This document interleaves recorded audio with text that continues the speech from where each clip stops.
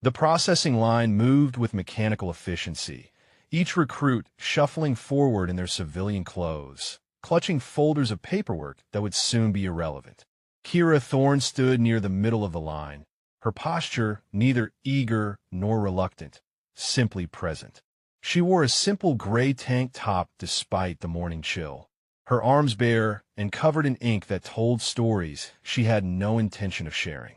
The recruit behind her, a broad-shouldered young man named Garrett Voss, leaned slightly to his companion. His voice carried just enough for Kira to hear. "Looks like someone watched too many action movies," he muttered.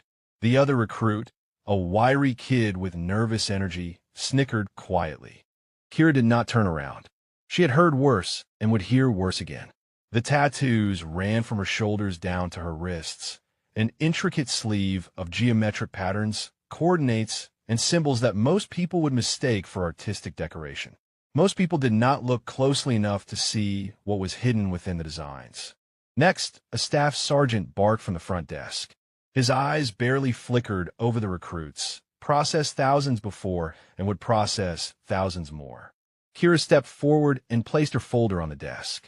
The sergeant glanced at her paperwork, then at her arms, then back to the paperwork. He said nothing, stamped 3 forms, and waved her through to the medical screening area. The medical bay smelled of antiseptic and anxiety.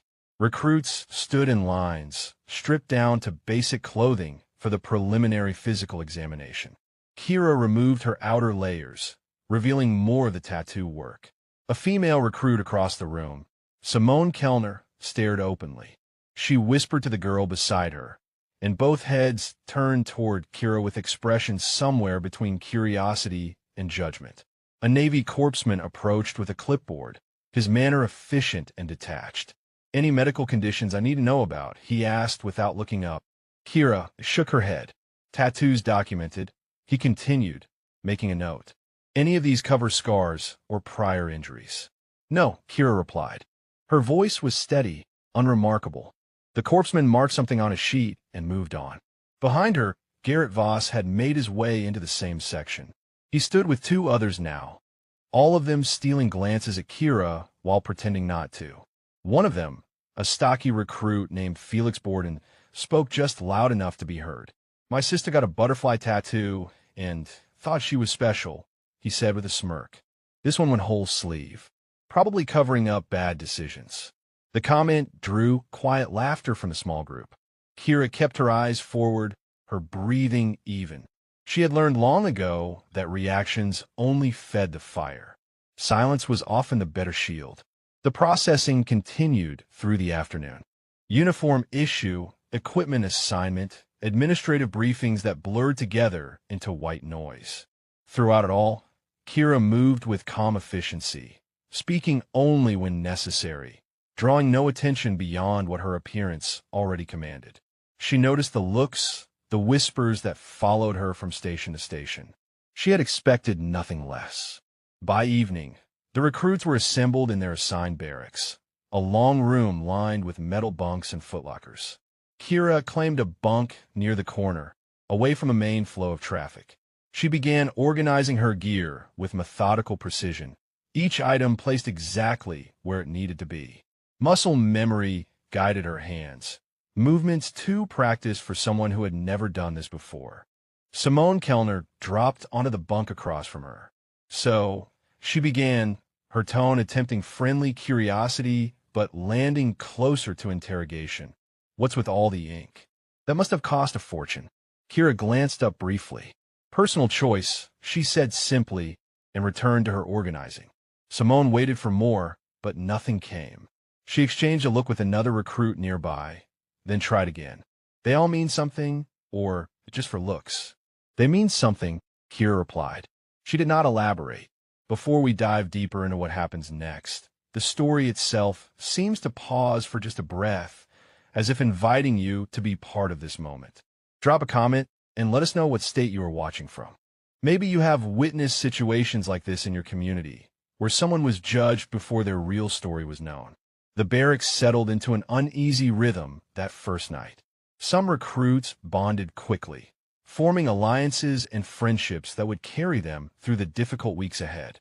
Others, like Kira, remained apart, not hostile, but not seeking connection either. She lay on her bunk after lights out, staring at the dark ceiling, listening to the sounds of nervous breathing and muffled conversations around her. Garrett Voss's voice drifted from several bunks away, speaking low to Felix Borden. "But she does not make it past the first real PT test," he said. "All that ink probably weighs her down." Quiet laughter followed. Kira closed her eyes and focused on her breathing. Tomorrow would bring the real beginning, the physical tests and training that would separate those who could endure from those who could not. She had endured worse than mockery. She had endured things these recruits could not imagine and would never know. The tattoos on her arms were not decoration. They were memory, tribute, and reminder. Each line, each symbol, each carefully placed coordinate marked something that mattered more than the opinions of strangers who saw only surface and judged from ignorance. Sleep came slowly in the barracks that first night, as it always did for new recruits. But when it came to Kira Thorne, it came with the practiced ease of someone who had learned to rest when rest was possible, because you never knew when the next chance would come. The wake-up call came at 04:30, a piercing alarm that shattered what little sleep the recruits had managed to claim. Kira was already awake, had been for 20 minutes, lying still in her bunk with her eyes open. Old habits remained embedded deep, the internal clock that woke you before the alarm, before the threat, before the world demanded your attention. She dressed quickly in the standard issue PT gear, watching others fumble with unfamiliar clothing in the dark. Some were still rubbing sleep from their eyes when the drill instructors burst through the barracks doors with voices like thunderclaps. Outside, now, "Move, move, move," Senior Chief Dalton roared, his presence filling the entire space. "You got 2 minutes to form up, or you will learn what real misery feels like." The recruits stumbled into the pre-dawn darkness, arranging themselves into ragged formation on the parade ground. Kira found her place in the third row, her stance naturally falling into proper attention. Senior Chief Dalton paced in front of them, his eyes scanning the formation with the cold assessment of someone who had seen every type of recruit 1,000 times before. "Welcome to your first real day," he announced. "Everything before this was paperwork. This is where we find out who actually belongs here and who made a very expensive mistake. Physical training starts now. For mile run. Anyone falls out, you start over tomorrow. Anyone quits, there's the gate." The run began before some recruits fully understood what was happening. Kira settled into an easy pace in the middle of the pack, her breathing controlled and even. She could have pushed harder, could have stayed with the front runners who sprinted ahead with something to prove. But she had learned the value of measured effort, of not revealing everything at once. Garrett Voss ran several positions ahead, his breathing already labored by the second mile. Felix Borden had fallen back near Kira, his face red with exertion. He shot her a glance between gasping breaths, as if surprised to see her still running strong. "Guess the ink does not slow you down after all," he managed to say, though whether it was meant as apology or simple observation remained unclear. Kira said nothing, kept her pace steady. Around her, other recruits were beginning to struggle. Simone Kellner had dropped back near the rear of the formation, her earlier confidence replaced by grim determination. The 4 miles stretched longer than most had anticipated, the dawn breaking slowly over the base as boots pounded pavement in rhythm. They completed the run, with only 2 recruits falling out completely. Kira finished in the middle of the pack. Not remarkable, not struggling. Exactly where she intended to be. Senior Chief Dalton watched each recruit cross the finish line, making notes on a clipboard that probably decided fates. The physical training continued without mercy. Push-ups until arms trembled, sit-ups until core muscles burned, pull-ups that separated those with upper body strength from those who had never needed it before. Kira performed each exercise with quiet competence, her form textbook perfect, her numbers solid but not extraordinary. She did not grunt with effort or show strain on her face. She simply completed each repetition and waited for the next command. During a water break, Garrett Voss approached with two others flanking him like an entourage. He had recovered some of his earlier bravado now that the running had stopped. So he said, leaning against the wall near where Kira stood, "You are handling this better than expected. Prior service or something?" "No prior service," Kira replied. She took a measured drink from her canteen. Garrett studied her arms again, the tattoos impossible to ignore. "Those things must have hurt," he continued. "Takes commitment to get that much work done. Or maybe you just really like needles?" Felix Borden laughed at that, though his laugh sounded uncertain. Another recruit, a thin woman named Dallas A. Cruz, stood nearby and spoke up quietly. "I think they are beautiful," she said to Kira. "They must mean a lot to you."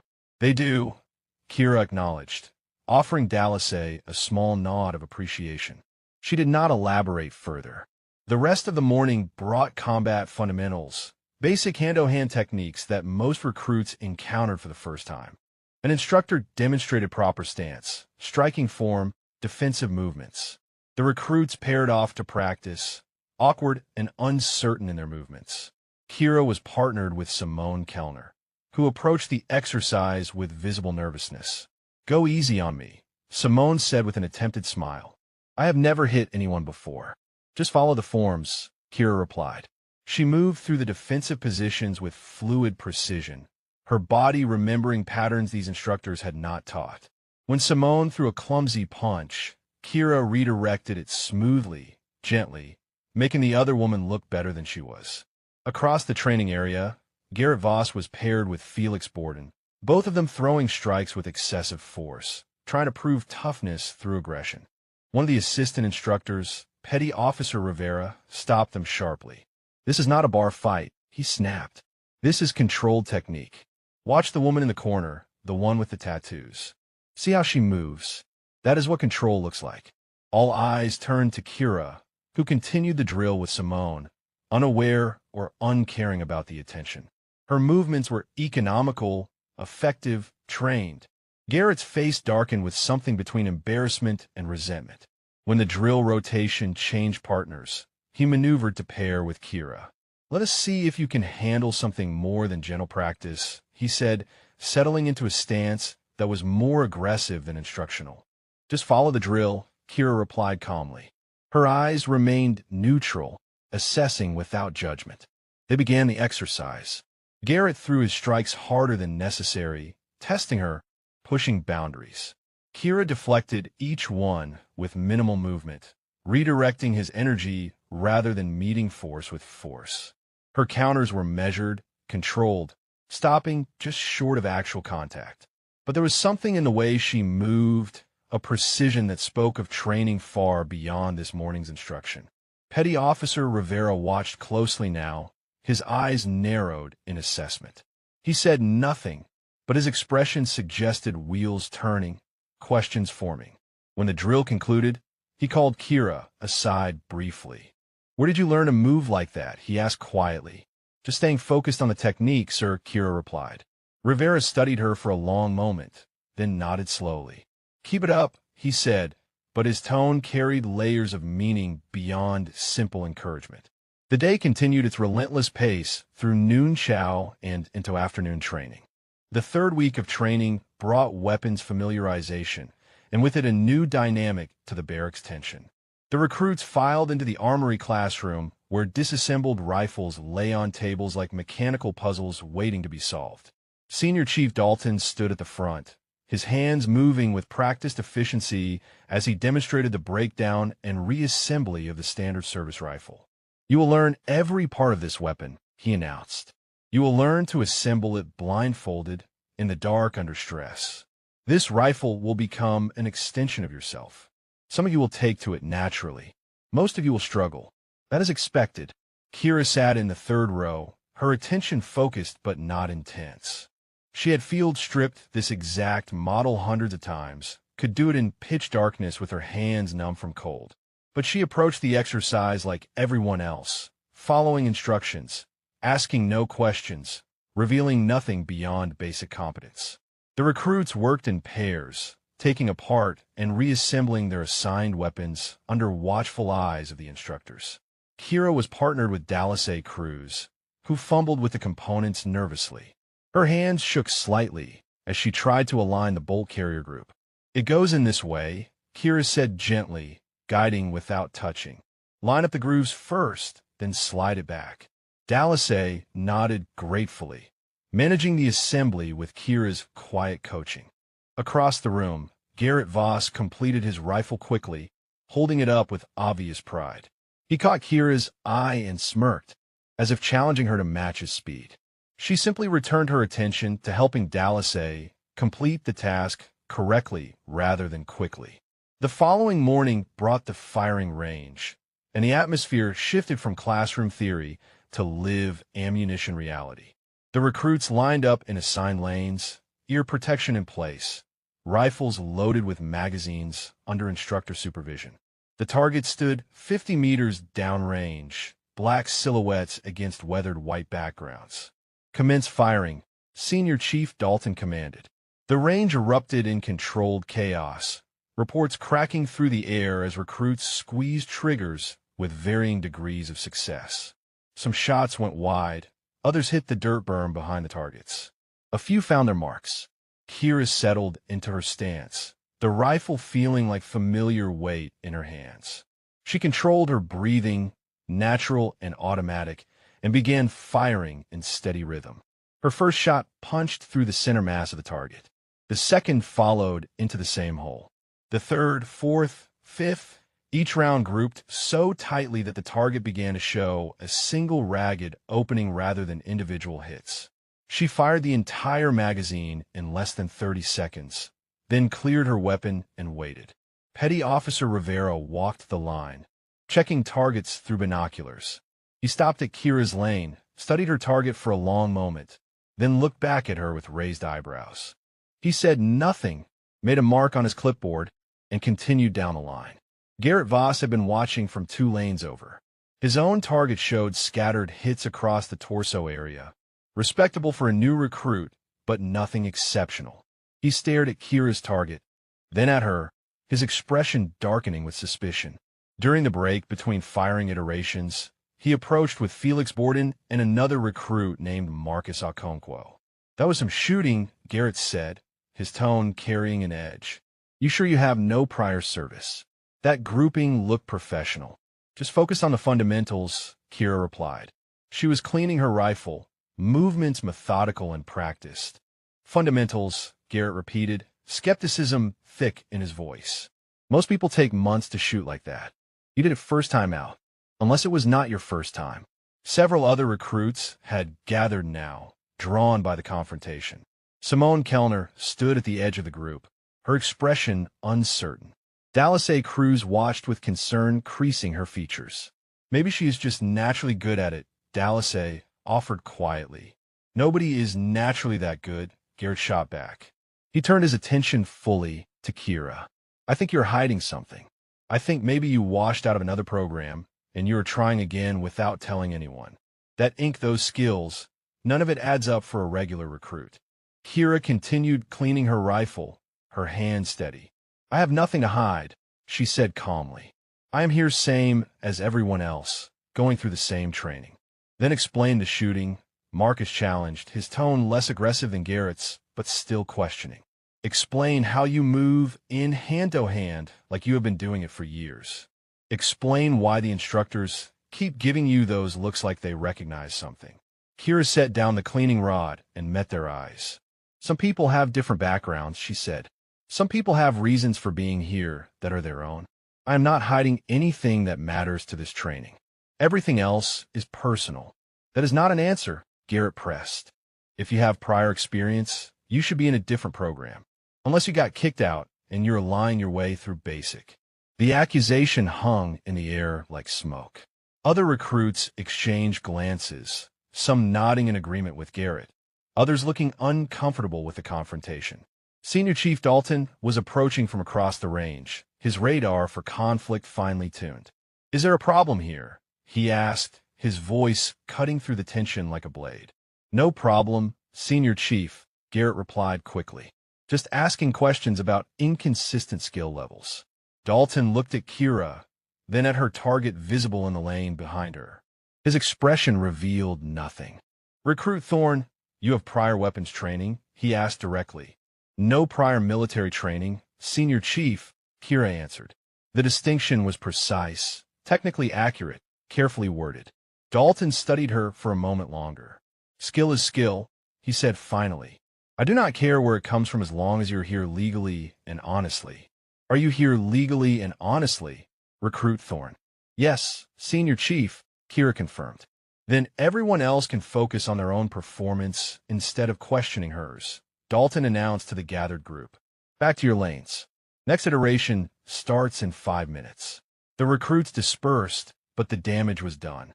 Garrett walked away with his jaw tight, humiliation mixing with anger. He spoke low to Felix and Marcus as they returned to their positions. "She is lying about something," he muttered, "and I'm going to figure out what." Kira returned to her lane and loaded another magazine. The weight of scrutiny had increased, the pressure building like weather before a storm. She had known this would happen eventually, had hoped to delay it longer. But the skills were too ingrained, the training too deep to fully conceal. She could only continue forward, maintain her silence, and hope that the truth remained buried long enough to complete what she had come here to do.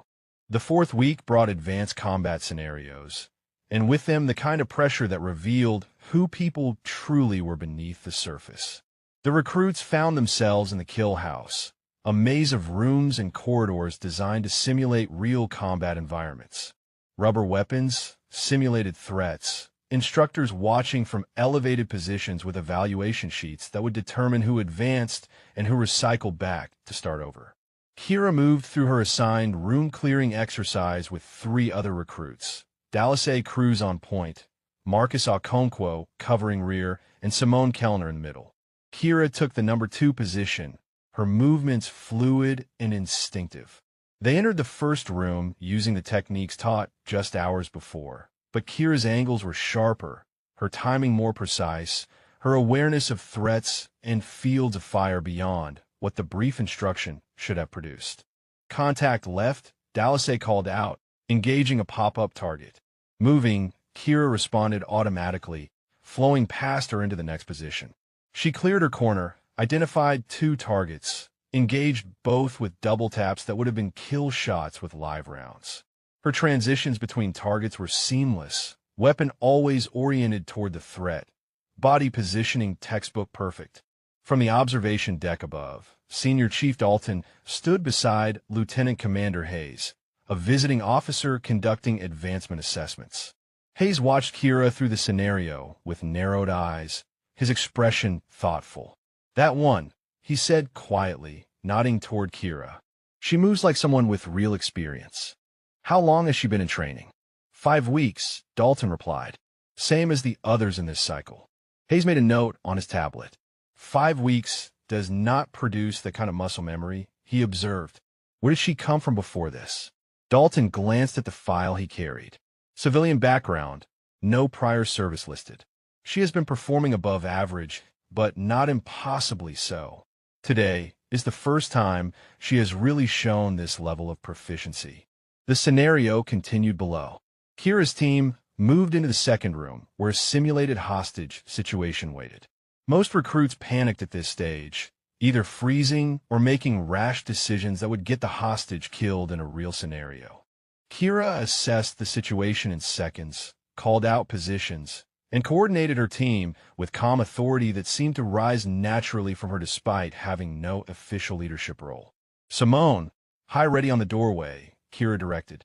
"Dallas A., I will take the hostile when I call it. Marcus, be ready to secure the package." "On my mark." 3, 2, 1 mark. They executed flawlessly. The hostile target engaged before it could theoretically harm the hostage. Marcus moved in to secure the simulated civilian. The entire sequence took less than 8 seconds from entry to resolution. Lieutenant Commander Hayes made another note, this one longer, more detailed. When the exercise concluded and the recruits filed out of the kill house, Garrett Voss was waiting with his group. He had run his scenario earlier in the day, performed adequately, but without distinction. He watched Kira emerge with her team, noted the way the instructors were conferring and looking in her direction. Must be nice having done this before, he said loud enough for everyone to hear. Some of us are actually learning this for the first time instead of just pretending. Kira walked past without responding, but Dallasay stopped and turned to face him. She did great in there, Dallasay said defensively. She helped all of us perform better. Why does that bother you so much? Because she is lying, Garrett stated flatly. Nobody picks this up that fast without prior training. She is either prior service and hiding it, or she washed out somewhere else and is trying to slip through under false pretenses. You do not know that, Simone interjected, though her voice carried less certainty than Dallasay's. Maybe she is just talented. Talented, Garrett scoffed. He pushed past them and approached Kira directly, forcing her to stop. I'm going to figure out what you are hiding, he said, standing close enough to be confrontational. Whatever story you are selling, it does not hold up. Those tattoos, those skills, that way you carry yourself like you have already been to war. It all means something, and I'm going to find out what. Kira met his eyes calmly. You are wasting energy worrying about me instead of focusing on your own performance, she said. That is your choice to make. My performance is fine, Garrett snapped. I am here honestly, not hiding behind some mysterious past and refusing to answer straight questions. I have answered every official question truthfully, Kira replied. Why choose to share beyond that is my business, not yours. Lieutenant Commander Hayes emerged from the kill house observation deck, Senior Chief Dalton beside him. Recruit Thorne, Hayes called out. A word, please. The gathered recruits went silent, all eyes turning to watch as Kira walked over to the two officers. Garrett exchanged glances with Felix and Marcus, a mixture of vindication and suspicion on his face. This is it, Felix whispered. They're going to call her out. Hayes studied Kira for a moment before speaking. That was exceptional work in there, he said. Your tactical awareness and execution were well above the standard for this stage of training. Where did you develop those skills? From the instruction provided here, sir, Kira replied, and from paying attention to the fundamentals. Hayes smiled slightly, not unkindly. That is a diplomatic answer, recruit. But fundamentals do not teach the kind of instinctive threat assessment you demonstrated. The way you read that hostage scenario, the confidence in your movement patterns, those come from somewhere beyond classroom instruction. Kira remained silent, her expression neutral but not defiant. I am not accusing you of anything, Hayes continued. But if you have relevant experience, it could qualify you for accelerated programs. Specialized training tracks that would put your skills to better use than standard basic training. Is there anything in your background you want to share that might be relevant to such opportunities? The question hung between them, official and significant. Kira considered her response carefully. My background is documented in my file, sir, she said finally. Everything relevant to my service is recorded there. Beyond that, I prefer to let my current performance speak for itself. Hayes exchanged a glance with Dalton, who shrugged slightly. Very well, Hayes said. Continue as you are. But understand that exceptional performance draws attention, and attention brings questions. Be prepared for more of them. Yes, sir, Kira acknowledged. As she returned to the group, Garrett stepped forward. So what did they say? He demanded. Are they pulling you out for lying on your application? They complimented my performance, Kira replied simply. She moved past him toward the barracks. Garrett watched her go, frustration evident in every line of his body. This is not over, he called after her. Whatever you are hiding, it will come out eventually. The night navigation exercise came without warning, as the best tests always did. The recruits were roused at 0200, given maps, compasses, and coordinates for rally points scattered across 20 kilometers of rough terrain. They would navigate in pairs through darkness, find each checkpoint, and return before dawn. Failure meant recycling the entire week of training. Kira was paired with Simone Kellner, who looked pale even in the red light of the staging area. I am terrible with maps, Simone confessed quietly as they checked their gear. My sense of direction is awful even in daylight. We will manage, Kira replied, studying the map with quick efficiency. Her eyes tracked terrain features, calculated distances and azimuths with the ease of long practice. She marked nothing on the map, simply memorized the route in segments. Senior Chief Dalton moved among the pairs, checking equipment and offering final warnings. There are no lights out there, he said. No marked trails. Just you, your map, and your ability to navigate by terrain association. Some of you will get lost. Some of you will quit. Those who make it back will have earned something. Move out. The pairs dispersed into the darkness at 5-minute intervals. Kira and Simone headed into the tree line, the night swallowing them completely within 20 meters. Simone stumbled almost immediately over roots she could not see. Kira caught her elbow, steadied her without comment. Stay close, Kira said softly. Watch where I step and follow my path exactly. I will guide us through. They moved through the forest with Kira leading, her pace steady but not rushed. She navigated by feel as much as sight, reading the terrain through subtle changes in slope and vegetation. Every few hundred meters she would stop, orient with the compass, identify a landmark barely visible in the darkness, and continue.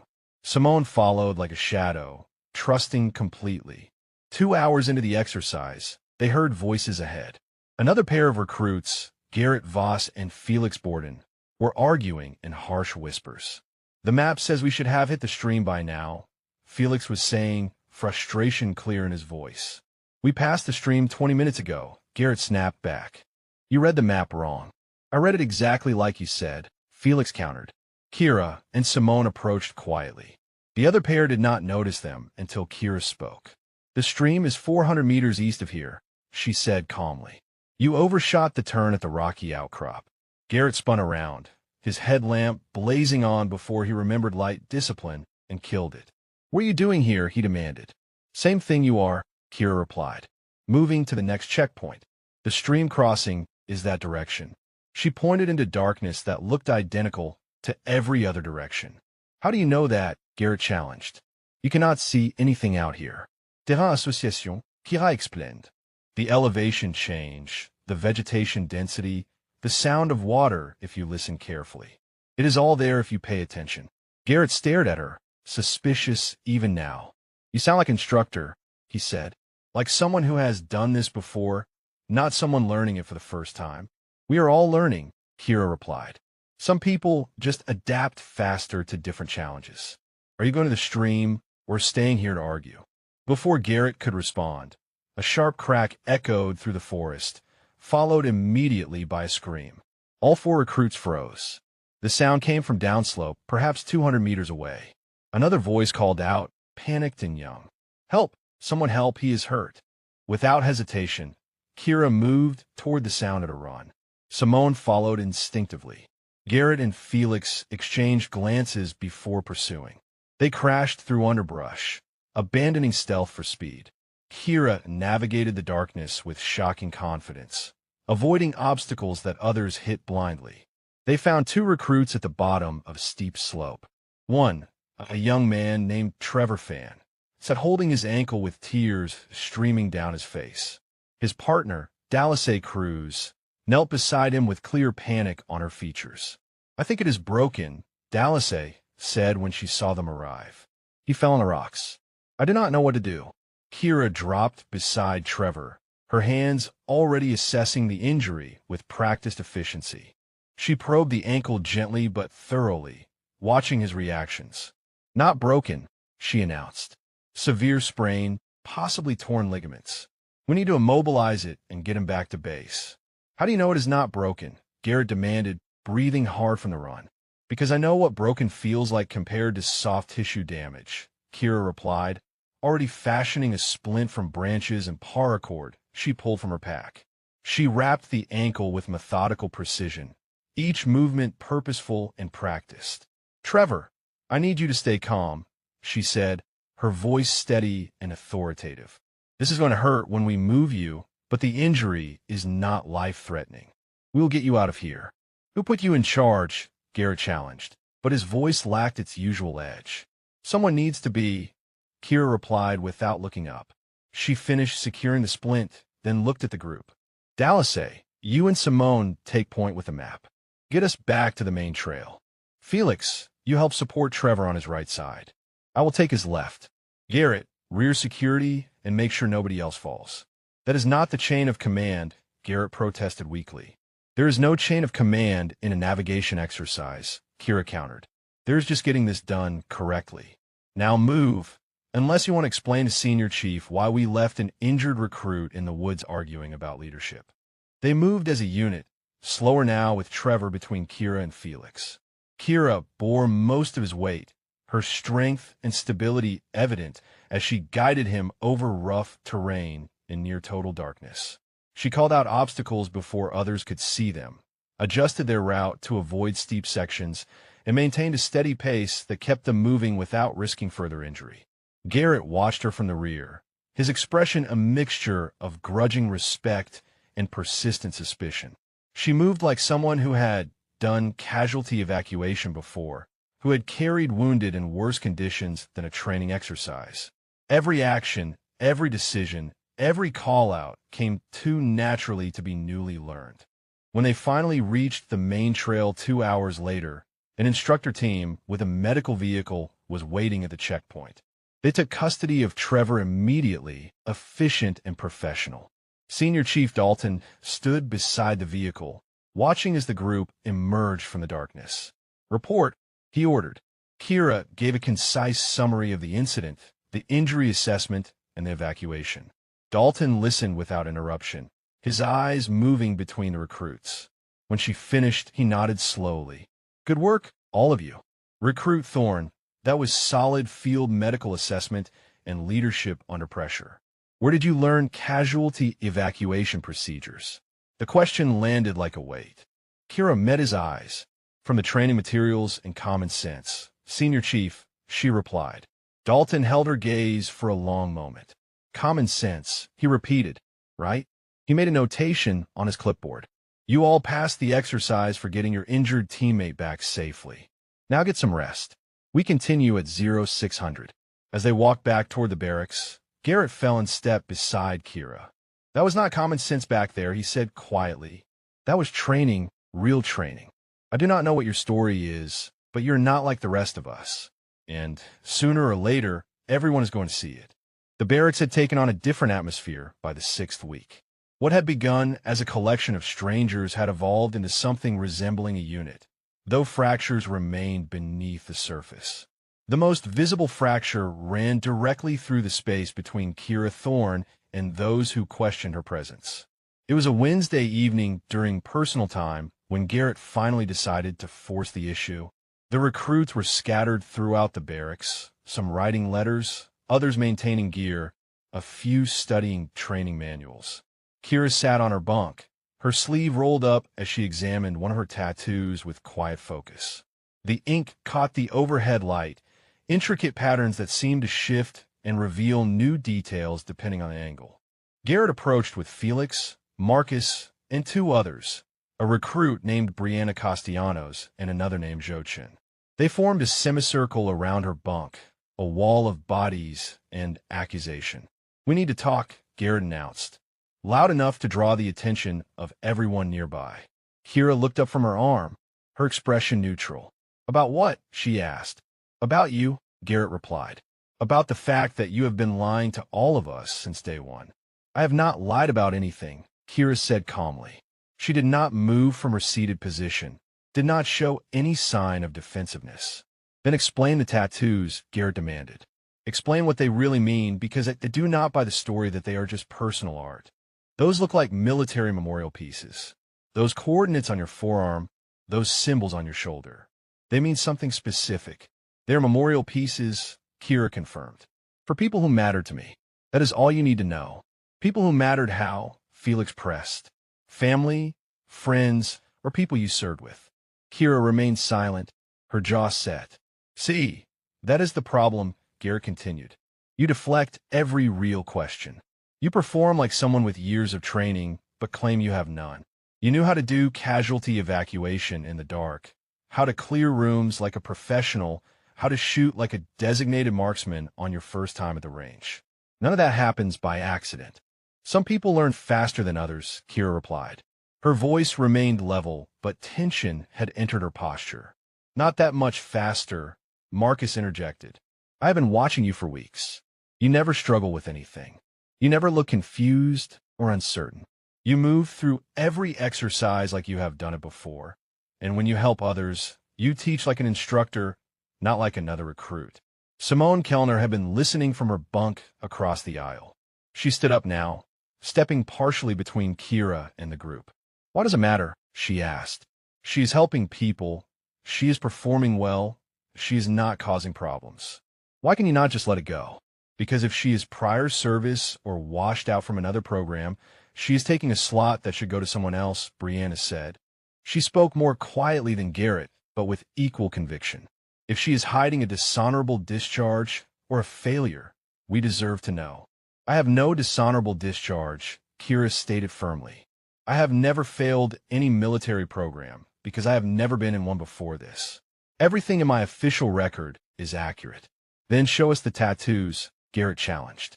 "Show us what those symbols really are and explain them. If they're just personal memorial pieces like you claim, there should be no problem sharing the story." "They are personal," Kira repeated. "That means private. I am not required to share my personal history with you." "Or if it affects your legitimacy as a recruit," Garrett shot back. He moved closer, his voice dropping but intensifying. "I think those tattoos mark you as prior service. I think you have been through combat. I think everything about you screams experienced operator, and you are hiding it for reasons we do not understand. That makes you a security risk or a liar or both." The Barretts had gone silent now. Everyone watched the confrontation, some with sympathy for Kira, others with agreement for Garrett's position. Dallas A. Cruz stood near her bunk, her hands twisted together nervously. Senior Chief Dalton was not present, the evening belonging to the recruits for personal time. Kira stood slowly, bringing herself to her full height. She looked at each person in the semicircle, then at those watching from throughout the barracks. When she spoke, her voice carried to every corner of the room. "I understand your suspicion," she said. "I understand that my performance raises questions. But I have given you the only answer I can give. My official record is accurate. My presence here is legitimate. Beyond that, my personal history is mine to share or not share as I choose." "That is not good enough," Garrett stated. He reached out suddenly and grabbed her forearm, turning it to expose the full sleeve of tattoos under the light. "Show everyone these coordinates," he demanded. "Tell us what operation they mark. Tell us what unit you were with." Kira pulled her arm back sharply, her eyes flashing with the first real anger anyone had seen from her. "Do not touch me again," she said, her voice dropping to something cold and dangerous. "You have no right to put your hands on me or demand information I am not required to give." "Then we take this to Senior Chief," Garrett threatened. "We file a formal complaint that you are hiding prior service and potentially fraudulent enlistment." "Do what you need to do," Kira replied. "But understand that you are wasting everyone's time, including your own. Whatever investigation you push for will find exactly what is already in my record.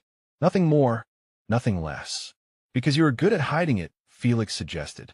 "Because you know how to work the system. Or because there is nothing to hide that matters to my being here," Kira countered. She looked around the room again. "I know some of you have doubts. I know my skills seem unusual. But I am here for the same reason all of you are here, to serve. The difference is I am not spending my energy tearing others down or creating division in the unit. I am focused on the mission. Maybe you should try the same." The words landed hard. Several recruits nodded slightly, including Simone and Dallas A.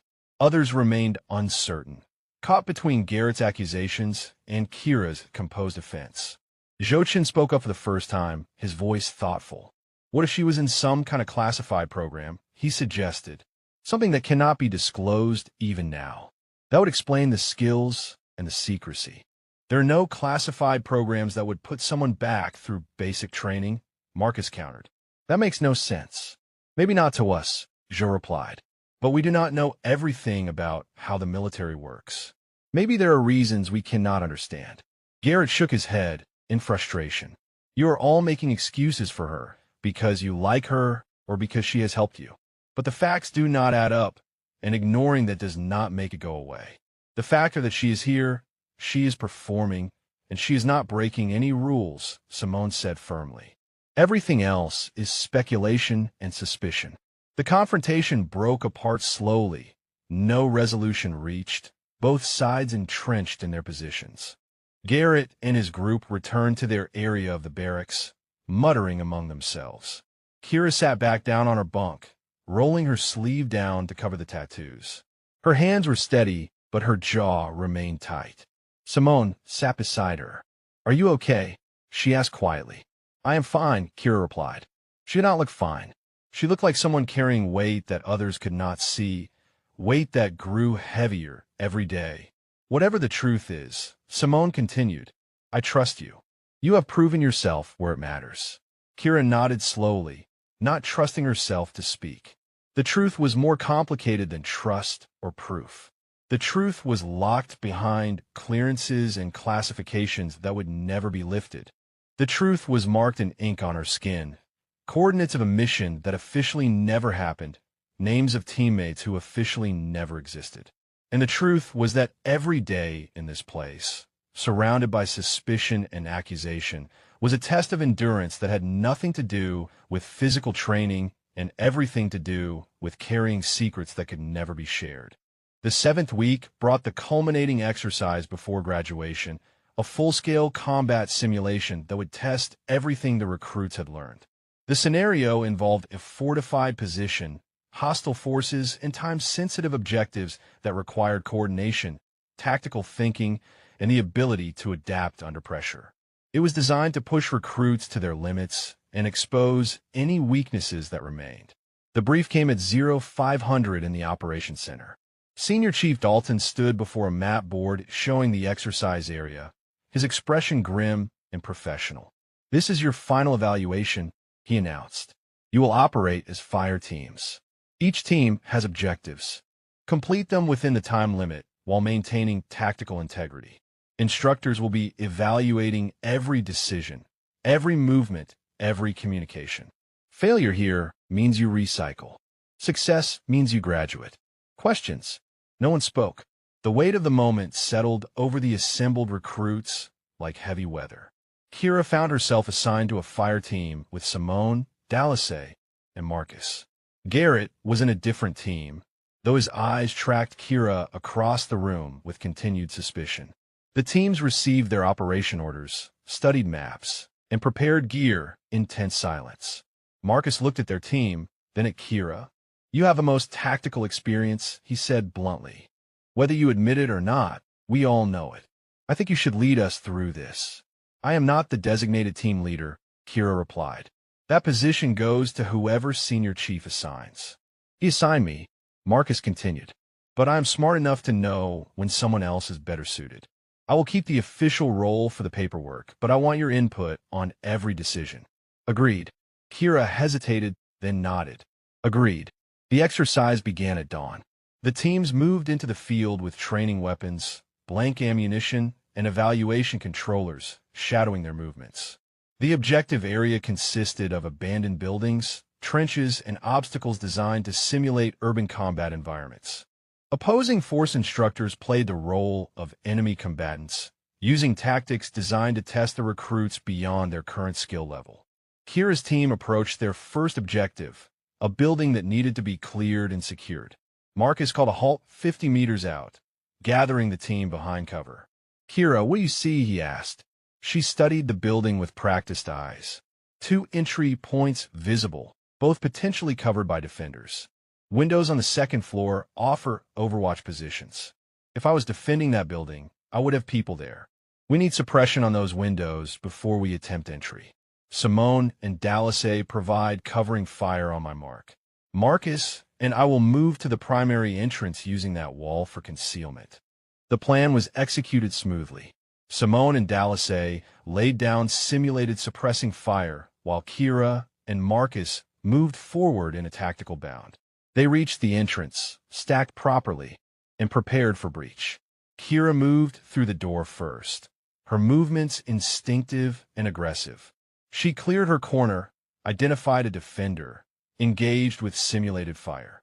Marcus followed, covering his sector. The room cleared in seconds. They moved to the stairs, repeating the process with mechanical efficiency. On the 2nd floor, they encountered a complex scenario, multiple defenders in cover positions, requiring precise coordination. Kira assessed the situation in a heartbeat. Flashbang simulation, she called. Marcus, you deliver. On detonation, I go left, you follow right. Dallas and Simone, you cover the doorway. The execution was flawless. The evaluator, controlling the scenario, marked several enemy casualties and acknowledged the objective secured. The team moved to their next target. From an observation position 300 meters away, Lieutenant Commander Hayes watched through binoculars alongside Senior Chief Dalton. That recruit, Hayes said, indicating Kira. She's not just good. She's operating at a level that suggests genuine combat experience. The way she reads terrain, the way she anticipates defender positions, the way she moves through fatal funnels. That is not classroom learning. Her file shows no prior service, Dalton replied, though his tone suggested his own uncertainty. Then her file is incomplete or inaccurate, Hayes stated. I have watched hundreds of recruits go through this exercise. None of them move like that. She clears rooms like someone who has done it when bullets were real. The exercise continued throughout the morning. Kira's team completed each objective with precision that drew attention from all the evaluators. Other teams struggled, made mistakes, took simulated casualties. Garrett's team in particular ran into difficulties at their third objective. Poor communication leading to a failed assault that required them to restart the scenario. By midday, the teams converged on the final objective, a defended position that required multiple teams to coordinate their assault. This was the ultimate test, the ability to work beyond individual fire teams and operate as a cohesive unit. Marcus found himself designated as the overall coordinator for their section, which included his team, Garrett's team, and one other. They gathered behind a ridgeline 200 meters from the objective. Marcus spread the map and looked at the assembled team leaders. We need a plan that uses all our strengths, he said. Suggestions. Garrett spoke first. Direct assault from two directions, hammer and anvil. We pin them down while the other element flanks. That plays into their defensive strength, Kira interjected quietly. They're expecting exactly that approach. The position is designed to defeat a frontal assault. Then what do you suggest? Garrett challenged, his tone sharp. Kira pointed to the map. There's a drainage ditch that runs within 50 meters of their eastern flank. It does not show clearly on the map, but I spotted it during our approach. If one team uses that for concealed movement, they can achieve surprise on a weakly defended side. The other two teams create a diversion from the expected approach, drawing their attention. Once the flanking team is in position, everyone assaults simultaneously from multiple directions. That is too complicated, Garrett argued. Too many moving parts. It is the tactically sound option, Marcus countered. He looked at the other team leaders. I am implementing Kira's plan. Garrett, your team takes the diversion assault from the north. Second team does the same from the west. My team takes the drainage ditch approach for the flank. We coordinate by radio.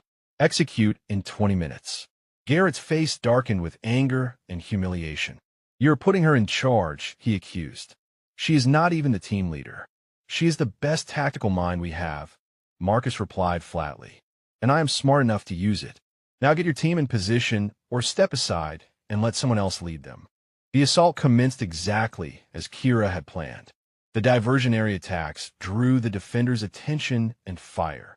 Kira's team moved through the drainage ditch with perfect concealment, emerging on the enemy flank completely undetected. When they opened fire from an unexpected direction, the defenders' position collapsed. The coordinating assault from all three teams overwhelmed the objective in less than 3 minutes. Senior Chief Dalton lowered his binoculars, his expression unreadable. That was graduate-level tactical planning, he said to Hayes. That was not basic training. That was someone who understands maneuver warfare at an operational level. Hayes made extensive notes on his tablet. I want a full background review on Recruit Thorn, he said. There's a story here that we are not seeing. Whatever clearances or classifications are involved, I want to know what they are. The recruits gathered at the assembly point as evaluators tallied scores and documented performance. Kira stood apart from the celebration, aware that her role in the success had only intensified the scrutiny. Garrett approached, his face tight with barely controlled fury. "You made me look like a fool out there," he said. "You undermined my leadership and showed off your mysterious expertise one more time." "I helped complete the mission," Kira replied quietly. "That was the objective." "Your objective is something else," Garrett shot back. "Whatever game you are playing, whatever secret you are protecting, it ends soon. After today, after what everyone saw, there is no way they let this slide. You are too good at this to be a regular recruit, and everyone knows it now." The summons came the morning after the culminating exercise. A runner appeared in the barracks during uniform inspection, approached Kira directly, and delivered the message with formal precision. "Recruit Thorne, you are ordered to report to the battalion commander's office at 0900. Dress uniform. Do not be late." The barracks went silent. Every recruit understood what such a summons meant. Battalion commanders did not call individual recruits to their offices for congratulations. This was either a commendation at the highest level or the beginning of the end. Garrett watched from across the room, his expression caught between vindication and uncertainty. "Told you," he muttered to Felix. "They are finally going to sort this out." Kira said nothing. She finished her preparations with mechanical precision, her face revealing nothing of whatever thoughts moved behind her eyes. Simone approached as Kira adjusted her dress uniform in front of the small mirror. "Whatever happens," she said quietly, "you have friends here who believe in you." "Thank you," Kira replied. The words came out softer than usual, touched by genuine gratitude. At precisely 0900, Kira stood before the door-marked battalion commander, her uniform immaculate, her bearing parade ground perfect. She knocked 3 times, sharp and clear. "Enter," a voice commanded from within. She opened the door and stepped into an office that spoke of decades of service.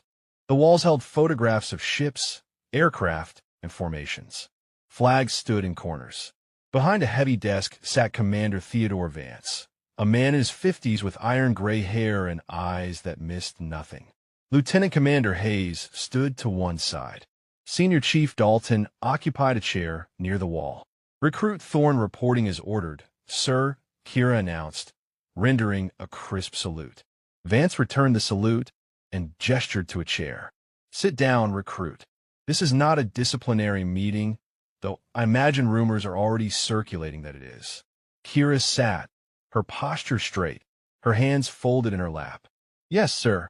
Rumors tend to travel quickly." Vance smiled slightly. "They do indeed. Let me be direct with you, Recruit Thorne. Your performance throughout this training cycle has been exceptional. Not just good, not just above average, but exceptional in ways that have drawn significant attention. Lieutenant Commander Hayes has documented tactical proficiency that exceeds anything we normally see at this level. Senior Chief Dalton reports weapons handling and combat skills that suggest extensive prior training. And yet your official record shows no military background whatsoever. "My record is accurate, sir," Kira replied. Her voice remained steady. "I'm sure it is," Vance continued. "But accuracy and completeness are not always the same thing. There are programs within our military that operate under various classifications. There are personnel who serve in capacities that cannot be easily documented or discussed.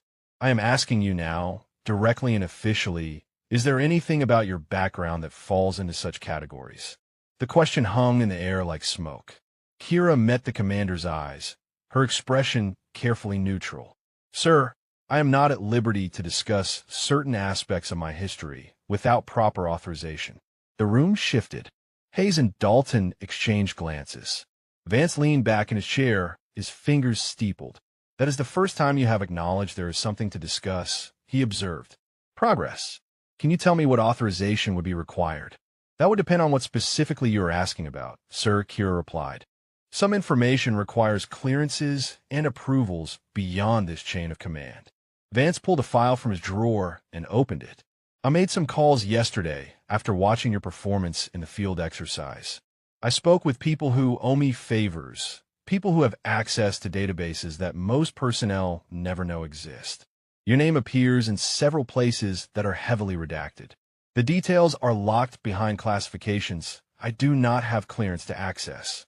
but the pattern suggests you have been involved in operations that officially never happen with units that officially do not exist. Kira remained silent, neither confirming nor denying. Here is my dilemma, Vance continued. You are about to graduate from basic training. You will receive orders to your first duty station. But if you have genuine operational experience at the level your skills suggest, placing you in a standard rating would be a waste of your abilities and potentially problematic for operational security. However, I cannot make proper recommendations without understanding what you actually bring to the table. Sir, with respect, Kira said carefully, if the information is classified above your access level, there are reasons for that. Those reasons do not disappear because the situation is inconvenient. Hayes spoke up from his position. Recruit Thorne, we are not trying to compromise operational security. We are trying to ensure you are utilized appropriately. If you have experience that qualifies you for advanced training or specialized assignments, you deserve those opportunities. But we cannot provide them if we are operating blind. I understand that, sir, Kira replied, but I cannot discuss what I am not authorized to discuss. If there are proper channels to request information release, those channels should be followed. Dalton cleared his throat. Commander, if I may, I have seen operators before. I have worked with SEAL support personnel, with special operations attached specialists, with people whose official records do not reflect their actual capabilities. Recruit Thorne fits that profile perfectly. I would stake my career on it. Your instincts are noted, Senior Chief, Vance replied. He turned his attention back to Kira. Here is what I am going to do. I am going to authorize a formal inquiry through proper intelligence channels. I am going to request information release regarding your background, properly classified and handled according to protocol. This will take time, possibly weeks. In the interim, you will graduate with your training classes planned, but your follow-on orders will be held pending the results of this inquiry. Sir, Kira interjected, that could affect my career progression significantly. It could, Vance acknowledged, but so could placing you in an assignment that does not match your actual qualifications. You have put us in an impossible position, Recruit. You demonstrate capabilities that demand explanation, but refuse to provide one. We cannot ignore that. I am not refusing, sir, Kira said. I am bound by restrictions that existed before I arrived here.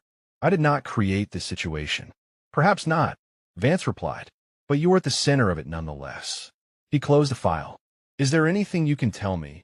Anything at all that might help clarify matters without violating your restrictions? Kira considered the question carefully. Sir, I can tell you that I came to this training with genuine intent to serve in a standard capacity. I can tell you that my skills were developed in service to this country under circumstances that remain classified. I can tell you that I have never violated any oath or commitment. And I can tell you that everything I have done here has been honest within the constraints I operate under. That is more than you have said before, Vance observed. It is also deeply unsatisfying from an administrative standpoint, but I suppose it will have to suffice for now. You are dismissed, Recruit Thorne. Return to your training schedule. We will notify you when the inquiry produces results. Kira stood and saluted. Thank you, sir. As she turned to leave, Hayes called out. Recruit Thorne, one more thing. Those tattoos on your arms. The coordinates, the symbols. They are memorial pieces, correct? Yes, sir, Kira confirmed. For people you served with, Hayes pressed. Kira paused at the door. For people who mattered, sir. That is all I can say. She left the office and walked back through the battalion headquarters building, aware that everything had just changed. The inquiry would dig into places she had hoped to avoid. People would ask questions. The past she had tried to move beyond was about to catch up with the present she had tried to build. In the barracks, Garrett and his group waited with barely concealed anticipation. So, he demanded as soon as Kira entered. What happened? Are you being removed? No, Kira replied simply. She moved to her bunk and began changing out of her dress uniform. That is it, Garrett pressed. Just know. What did they say about your background, about the lies? They said I am graduating with the rest of you, Kira answered. Beyond that is not your concern. Everything about you is our concern, Garrett shot back. You have made this entire cycle about your mysterious past and your impossible skills. Now the command is investigating you, and you act like it is nothing. Kira turned to face him fully. "It is not nothing," she said quietly. "But it is also not something that affects you or this unit. Whatever they find or do not find, I will deal with it. You should focus on your own graduation and your own future." "How can we," Felix interjected, "when we have spent 2 months training beside someone who might be a fraud or a security risk or something else entirely?" "I am none of those things," Kira stated. "And soon enough, official channels will confirm that. Until then, you can choose to trust or not trust. That is your decision to make." She returned to her tasks, the conversation clearly over from her perspective. But the questions remained, hanging in the air like undetonated ordnance, waiting for the inevitable explosion when truth finally emerged from behind its classified barriers. Graduation week arrived with the weight of unresolved tension pressing down on the entire company. The recruits moved through final inspections and administrative processing with the knowledge that their time in this crucible was nearly complete. For most, it represented triumph and relief. For Kira, it represented the culmination of questions she could not answer and scrutiny she could not escape. The evening before the graduation ceremony, the company assembled for a final formation and inspection. Dress uniforms gleamed under the parade ground lights. Family members had begun arriving on base, filling the visitor center and nearby hotels. Tomorrow would bring speeches, recognition, and the symbolic transformation from recruit to sailor. Tonight belonged to final preparations and the quiet before the storm. Commander Vance conducted the inspection personally, walking the ranks with Senior Chief Dalton at his side. He stopped at each recruit, examined their uniform, asked brief questions about their upcoming assignments. When he reached Kira, his pause lasted longer than others. "Your orders are still pending," he said quietly. "The inquiry has produced preliminary results, but final authorization is required before I can discuss them with you. You will graduate tomorrow, but your assignment will be determined in the coming days." "Understood, sir," Kira replied, her eyes fixed straight ahead. Vance moved on, but the damage was done. Every recruit nearby had heard the exchange. The whispers began immediately, spreading through the formation like ripples across water. Garrett stood 3 positions down from Kira, his expression caught between satisfaction and confusion. Even he had expected a clearer resolution by now. After the inspection, the recruits were released for final personal time before graduation. Most gathered in small groups, sharing contact information and making promises to stay in touch. Kira found herself alone near the edge of the parade ground, looking out across the base that had been her world for the past 2 months. Simone found her there, approached with quiet footsteps. "Tomorrow is supposed to be a celebration," she said, "but you do not look like someone ready to celebrate." "I'm glad to have made it through," Kira replied. She turned to face Simone. "You have been a good friend when you did not have to be." "Thank you for that. You make it sound like goodbye," Simone observed. "Maybe it is," Kira said.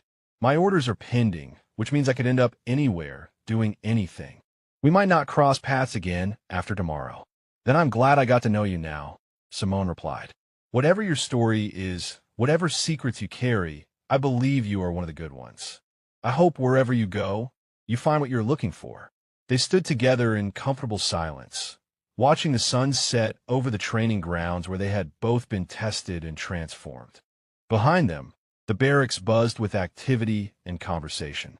Ahead lay uncertainty and possibility in equal measure. The next morning arrived with ceremonies that had been repeated thousands of times across decades.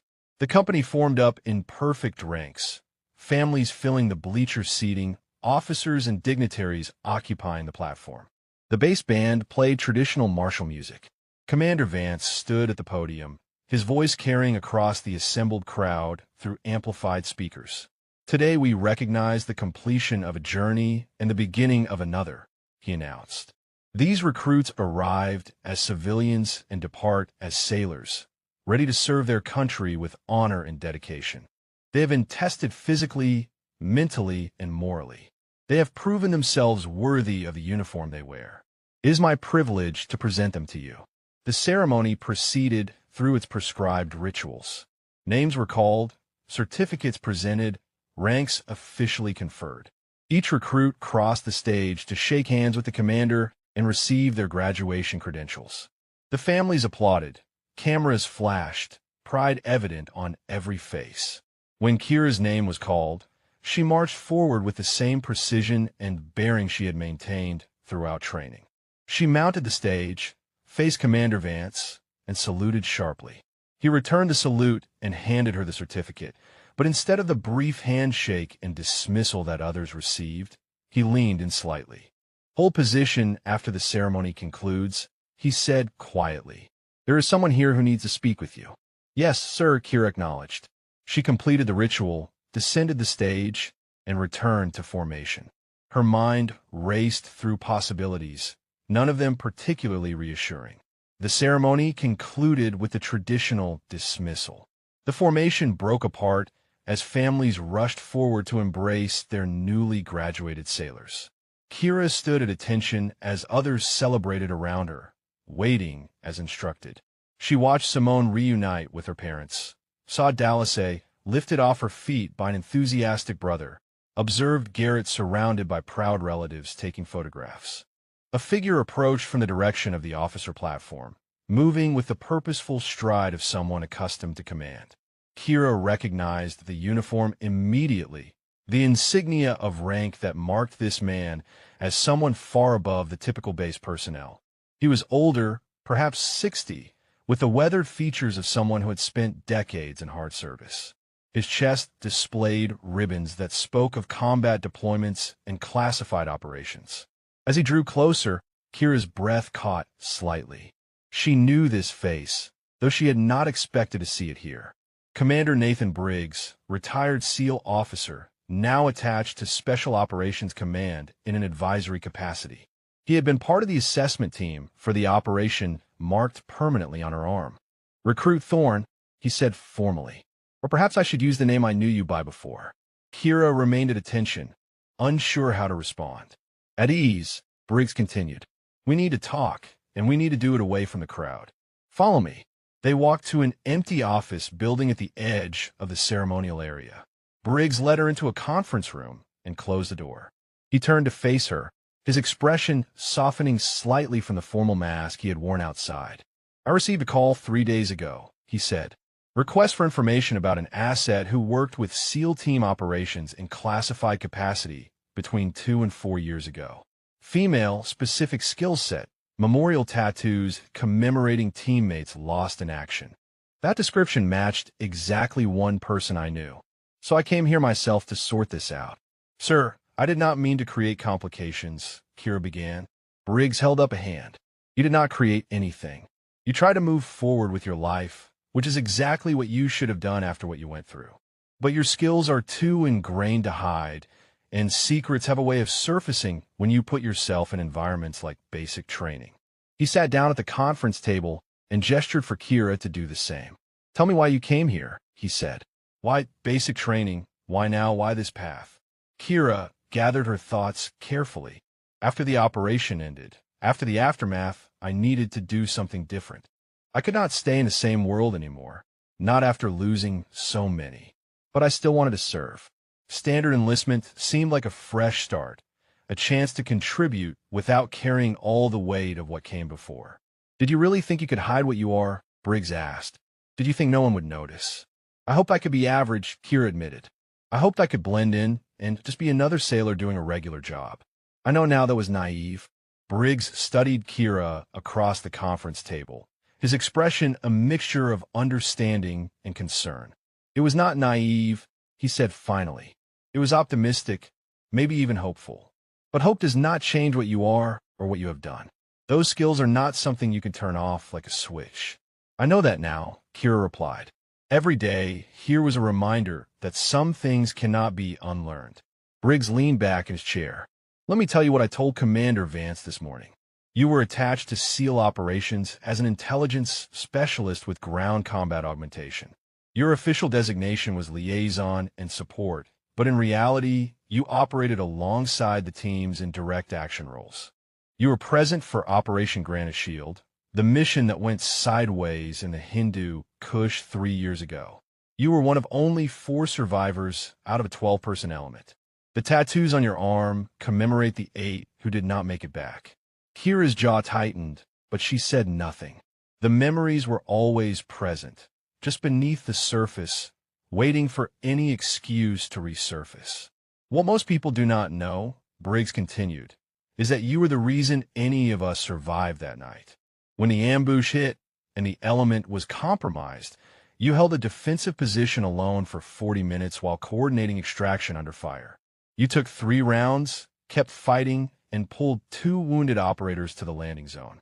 The after-action report I submitted recommended you for recognition that could never be made public because the operation itself was classified above top secret.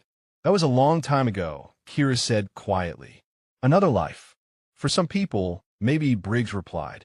But warriors like you do not stop being warriors just because the mission ends. That is why you cannot hide here. That is why every instructor who watched you operate saw something that did not fit the recruit profile. You are not pretending to be something you are not. You are trying to be something you used to be before the war took it from you. I just wanted to serve in a normal capacity, Kira said. I wanted to be useful without carrying the weight of classified operations and lost teammates. I understand that impulse, Briggs acknowledged. But the military does not work that way. Once you have proven yourself at a certain level, once you have demonstrated capabilities that few others possess, the organization will not let you waste that potential in standard assignments. Which brings us to why I am really here. He pulled a folder from his briefcase and placed it on the table between them. Commander Vance has authorized me to present you with options. Your graduation stance. Your service record will be amended to reflect appropriate recognition of prior work, still classified but acknowledged within proper channels. You have 3 paths available. Kira looked at the folder but did not open it. What are they? First option, Briggs said, you accept orders to a standard rating appropriate to your official training. Intelligence specialist, operations coordination, something that uses your mind but keeps you away from direct action. Safe, stable, normal. Everything you said you wanted. And the other options, Kira asked. Second option, you return to special operations support in an official capacity. Better benefits, better recognition, working with teams who understand what you bring to the table. You would be doing the same kind of work you did before, just with proper documentation this time. Kira shook her head slightly. I left that world for reasons that still exist. I cannot go back to watching people die while I survive.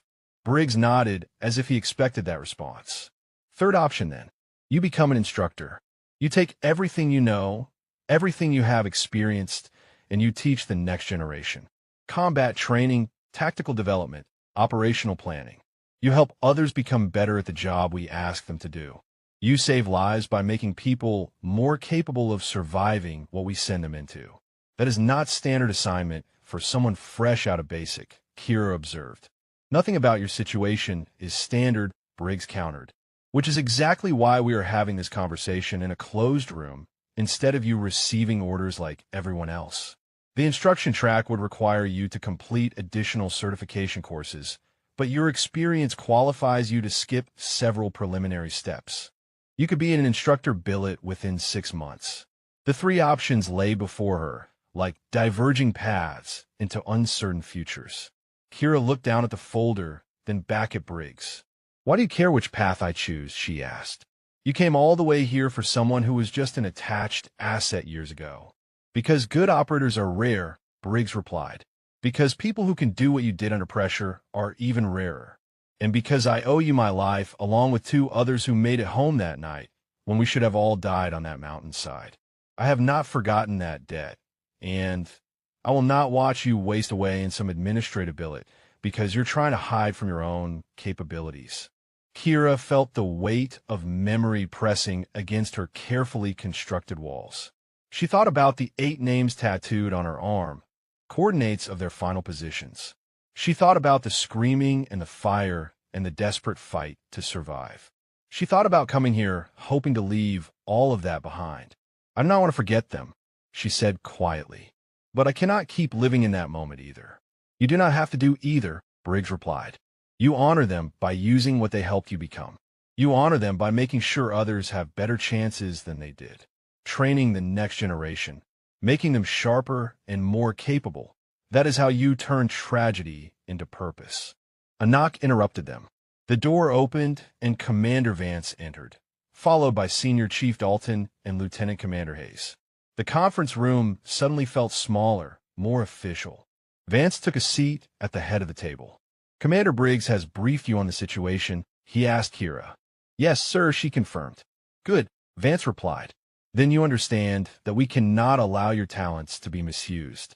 You have proven yourself exceptional, and exceptional personnel receive exceptional opportunities.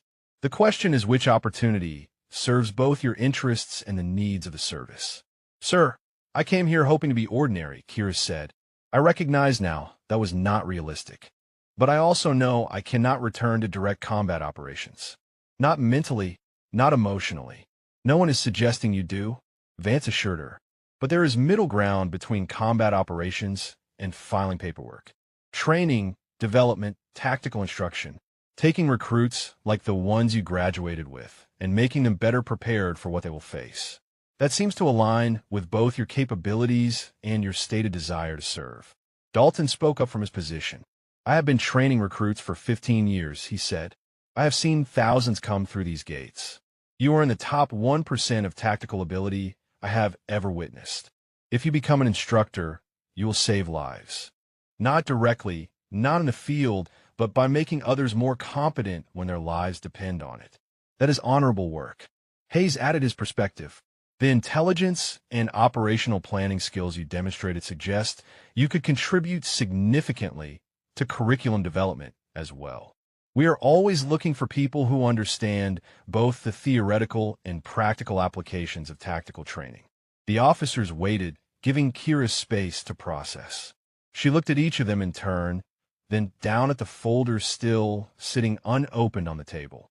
She thought about Simone and Dallasay, about the recruits who had struggled and needed guidance. She thought about the difference between hiding from her past and building something meaningful with it. "I will need time to complete the certification requirements," she said finally. "And I will need assurance that my past operations remain classified as they should be." "Both conditions are acceptable," Vance replied. "Your service record will be amended appropriately, but without compromising operational security. You will attend instructor development courses beginning next month." Kira nodded slowly, feeling the weight of decision settling into place. The instructor track. Training others, teaching them to survive, honoring the fallen by making future operators more capable. It was not what she had planned when she arrived here 2 months ago. But plans changed when confronted with reality, and reality had proven she could not escape what she was. She could only choose how to use it. The graduation reception was held in the base recreation center, tables laden with refreshments and the atmosphere thick with celebration. Families mingled with newly graduated sailors, conversations flowing freely as people shared stories and made promises about the future. Kira entered the reception alone, her dress uniform perfect, her expression composed despite the turmoil of the past hour's revelations.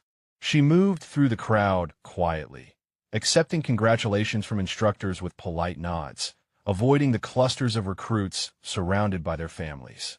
She had no one here, had not expected anyone, had not invited anyone. This had always been a solo journey for her. Simone spotted her from across the room and navigated through the crowd with purpose. "There you are," she said warmly. "I was starting to think you were not coming." She paused, noting something different in Kira's demeanor. "What happened after the ceremony? You look like someone who just made a major decision." "I did," Kira replied. She glanced around to ensure privacy. "My orders came through. I am being assigned to the instructor development program. I will be training future recruits instead of going to a fleet assignment." Simone's eyes widened. "That is incredible. That is huge. They do not give instructor billets to brand new graduates." She stopped, realization dawning. "Unless they know you are not really a brand new anything. Do they finally figure out your background?" "Some of it," Kira acknowledged. "Enough to understand that standard assignment would not be appropriate. It is complicated, and most of it remains classified, but the essentials are that I have experience they want to utilize in training capacity." Before Simone could respond, A commotion erupted near the entrance. Voices rose in surprise and excitement as someone new entered the reception. Kira turned to see Commander Briggs walking through the door, but he was not alone. Behind him came 3 men in dress uniforms, their bearing unmistakably military, their faces familiar to Kira in ways that made her breath catch.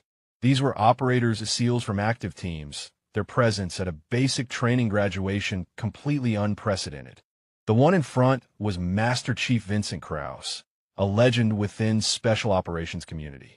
The 2 flanking him were operators Kira had worked with directly during her time in support roles. They moved through the crowd with quiet authority, drawing stares and whispers. Briggs led them directly to where Kira stood frozen. Master Chief Krause, he said formally, "This is the person I told you about. Petty Officer Kira Thorne, currently awaiting instructor assignment." Krause extended his hand. "The famous Thorne," he said, his voice carrying respect that bordered on reverence. "I have read the after-action reports from Granite Shield. I have seen the classified assessments. What you did that night saved American lives and salvaged an operation that should have been a total loss. It is an honor to finally meet you in person." Kira shook his hand, acutely aware that every person in the immediate vicinity had gone silent. "Sir, I was just doing my job," she managed to say. "Your job was intelligence liaison," Krause countered. "Holding a defensive position under sustained fire against superior numbers, while coordinating extraction, was well beyond your job description. That was heroism, plain and simple." The words hung in the air. Simone stood beside Kira with her mouth slightly open. Other recruits had begun to gather, drawn by the presence of these obviously important visitors and a conversation that seemed focused entirely on the mysterious recruit they had trained alongside for 2 months. Garrett Voss pushed through the growing crowd, Felix and Marcus behind him. His face showed confusion warring with the beginning of understanding. "What is happening here?" he demanded. "Who are these people?" Krause turned to face the assembled recruits, his command presence immediately apparent. "I am Master Chief Krause from Naval Special Warfare Command," he announced. "I came here today because Commander Briggs informed me that someone I have wanted to meet for 3 years was graduating for basic training. Someone whose actions under fire exemplified everything we hope to achieve in special operations. Someone who has been training alongside all of you while carrying experiences and capabilities far beyond what this environment normally sees." He gestured to Kira. "Petty Officer Thorne here is not prior service in the traditional sense, but she operated in support of SEAL team missions in classified capacity before arriving at this training command. During one of those operations, she demonstrated courage and tactical proficiency that saved multiple lives, including the 2 operators standing behind me. She earned recognition that could never be made public because the mission itself remains classified. But now that her background has been properly disclosed through official channels, I wanted to personally acknowledge what she did and what she represents." The crowd had grown substantially. Commander Vance had moved to the edge of the gathering, watching with approval. Senior Chief Dalton stood beside him, his arms crossed but his expression satisfied. This was the resolution he had suspected would eventually come. Garrett stared at Kira as if seeing her for the first time. "You were Special Operations," he said slowly. "All this time, all the questions, all the suspicion. You actually were everything we thought you were." "Not Special Operations directly," Kira corrected quietly. "Support and liaison. But yes, I worked with the teams. And yes, I have experience that I could not discuss for security reasons." "The tattoos," Simone said softly. "The coordinates and symbols. Those are from that mission. From the people you lost." Kira nodded, not trusting her voice. One of the operators behind Krause stepped forward. His name tag read Ortega. "Those 8 people commemorated on your arm," he said. 3 of them were in my original training class. One of them was my swim buddy through BUD/S. You carried their memory with you all this time, while people here questioned and doubted you. That takes a different kind of strength in combat. "It was the only way I could honor them," Kira replied. "Since their service could not be publicly recognized, I made sure they would never be forgotten, at least by me." Kraus spoke again, his voice carrying to the entire assembled crowd. What all of you witnessed over the past 2 months was someone trying to move beyond trauma and loss by serving in a new capacity. What you saw as mysterious or suspicious was actually someone carrying the weight of classified service while trying to find a new path forward. She could have claimed her background and demanded special treatment. Instead, she went through the same training as everyone else, proved herself by the same standards, and only now accepts recognition because official channels have properly disclosed her history. He turned to face Kira directly. On behalf of Naval Special Warfare Command and the operators whose lives you saved, I want to present you with something that should have been given years ago. He produced a small case from his pocket and opened it to reveal a medal. Unofficial, but clearly meaningful. This is not a formal military decoration because the operation remains classified. But it is recognition from the community you supported, from the people who understand what you did and what it cost you. Kira stared at the medal, her composure finally cracking slightly. "Sir, I do not need recognition," she began.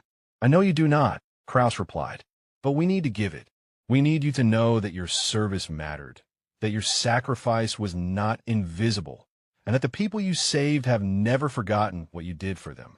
He pinned the medal to her uniform. "Wear this today, if nowhere else. Let these people who trained beside you see that the questions they asked had answers, and those answers reflect honor and courage."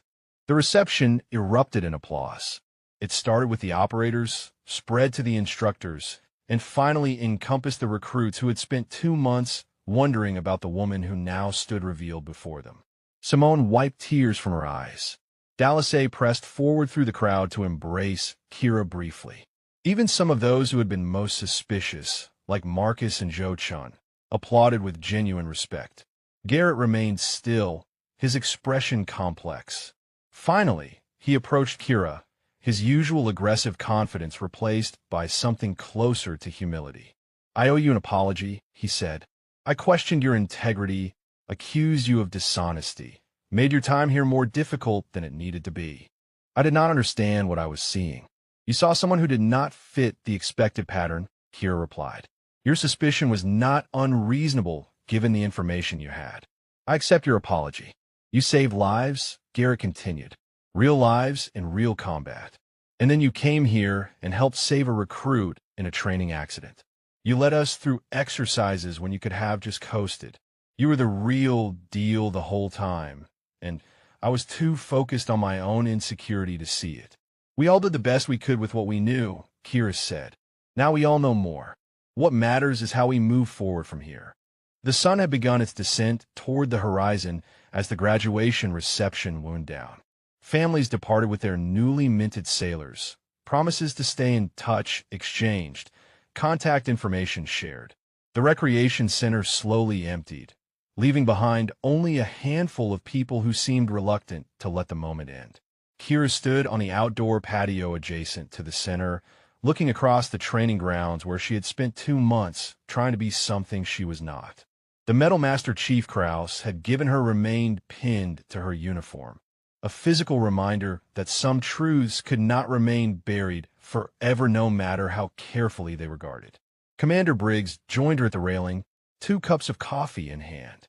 He offered one to Kira, who accepted with a quiet thank you. "The light is different at this hour," he observed. "Everything looks softer, more forgiving." "I suppose it does," Kira agreed. She took a sip of the coffee, let the warmth spread through her. "Thank you for coming here, for bringing Kraus and the others. You did not have to do that." "Yes, I did," Briggs replied. "You saved my life on that mountain. You carried me and Ortega to that landing zone while taking fire from 3 directions. The least I could do was make sure people understood what kind of person trained beside them, what kind of warrior chose to start over instead of trading on past glory. I was not trying to be noble," Kira said. "I was trying to survive in a different way. Combat left scars that do not show on the outside. I thought maybe a fresh start, a normal path, would let those scars heal." "And did it?" Briggs asked. "Some of them," Kira admitted.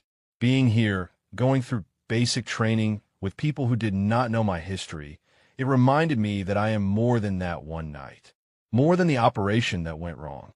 I can be useful without always carrying the weight of those we lost. You will always carry them, Briggs said gently. The ink on your arm guarantees that. But maybe now you can carry them forward instead of just carrying them as burden. You're going to train the next generation. You're going to make them sharper, more capable, more likely to survive when the situation goes sideways. That is how you honor the eight. That is how you turn tragedy into purpose. Behind them, the door opened and several of the recruits emerged. Simone led the group, with Dallasay, Marcus, and even Garrett following. They approached hesitantly, as if uncertain whether they were intruding. We wanted to say goodbye properly, Simone explained, before everyone scatters to different duty stations. Kira turned to face them, noting the changed expressions. The suspicion and doubt that had marked their interactions for weeks had been replaced by something else. Respect, certainly, but also a kind of understanding that came from finally seeing the complete picture. I'm glad you came out, she said. Garrett stepped forward first, his usual bravado completely absent. I've been thinking about what you said earlier, he began, about moving forward with what we know now. I want you to know that I learned something important from you these past 2 months, even if I did not realize I was learning it at the time. What was that? Kira asked. That strength does not always announce itself, Garrett replied. That the most capable people in the room are sometimes the ones who stay quiet and let their actions speak.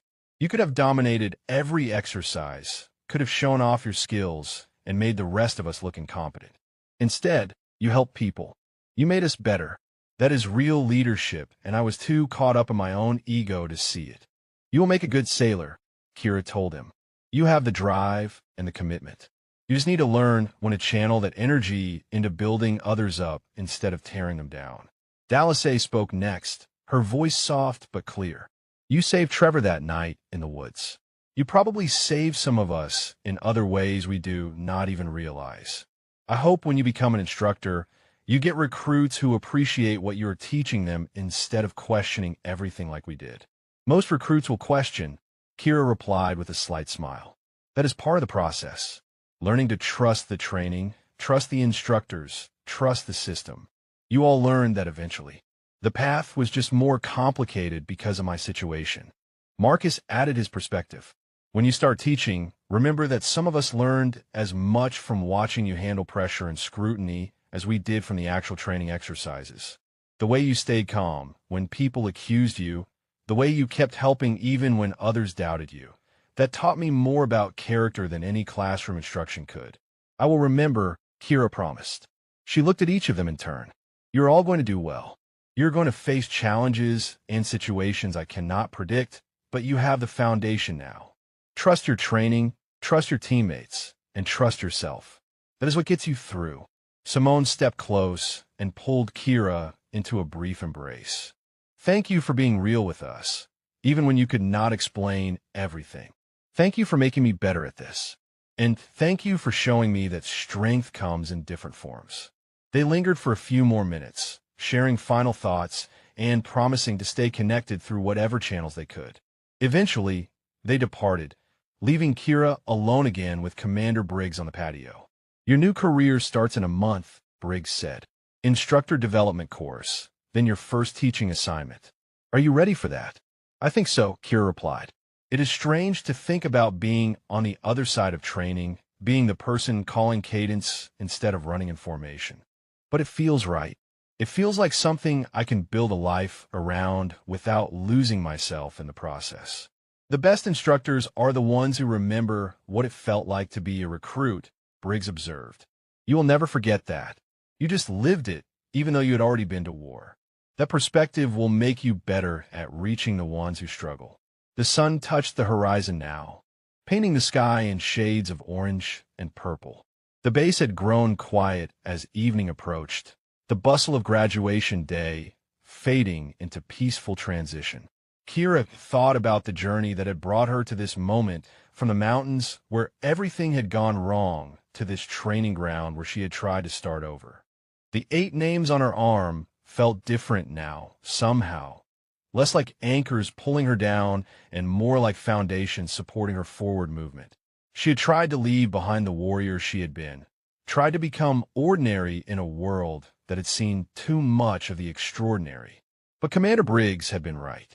Some things could not be unlearned, some capabilities could not be hidden, and some purposes could not be escaped. She was a warrior, had always been one, would always be one. The question had never been whether to deny that truth, but rather how to live with it in ways that honored both the fallen and the living. Teaching others, preparing them for what they might face, giving them better chances than those she had lost. That was how she could move forward while still carrying the past. Before the story ends, maybe you could be part of something too. If this journey moved you, drop a comment below and let us know your favorite moment or character. Or share if you have known someone in your life who showed hidden strength when it mattered most. Maybe you have witnessed courage that the world never recognized. Your stories matter, just like Kira's story mattered to those who finally understood. Briggs finished his coffee and set the cup aside. "I need to head out," he said. "Long drive back to Virginia, but I will be checking in on your progress." The community takes care of its own, and you're a part of that community whether you're actively operating or teaching others to operate. "Thank you," Kira said, "for everything. For coming here, for bringing closure, for helping me understand that I do not have to choose between honoring the past and building a future." "You never did," Briggs replied. "You just needed time to see it." He extended his hand one final time. "Good luck, Instructor Thorne. Make us proud." She shook his hand firmly. "I will do my best, sir." He departed, leaving Kira alone on the patio as darkness settled over the base. The training grounds stretched before her, empty now but filled with memory. She had arrived here 2 months ago, hoping to disappear into anonymity, to become just another recruit going through the motions. Instead, she had been forced to confront the reality that some identities cannot be discarded and some skills cannot be forgotten. But perhaps that was not failure. Perhaps that was simply truth asserting itself against wishful thinking. She was Kira Thorne, survivor of Operation Granite Shield, guardian of 8 fallen warriors whose names she carried permanently, and now instructor in training who would help shape the next generation of sailors into something stronger and more capable. The path forward looked different than she had imagined, but it was still a path, still a purpose, still a way to serve that honored both who she had been and who she could become. She touched the metal on her chest, feeling its weight, then looked down at the tattoos on her arms visible beneath her rolled sleeves. The coordinates marked a place where everything had changed. The symbols marked teammates who would never be forgotten. And somewhere in the intricate patterns only she fully understood, there was also space for new stories, new purposes, new reasons to keep moving forward into whatever came next. Kira turned away from the training grounds and walked back toward the center, her stride confident and purposeful. Tomorrow she would process out of this command. Next month, she would begin instructor training. Beyond that lay years of teaching, developing, and shaping recruits who would face their own challenges and tests.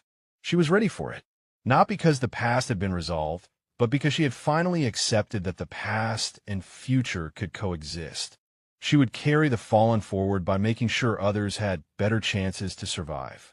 She would honor their sacrifice by refusing to waste her own capabilities.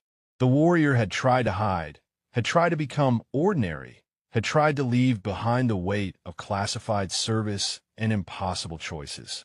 But the warrior had been found, not by enemies, but by circumstances that demanded truth.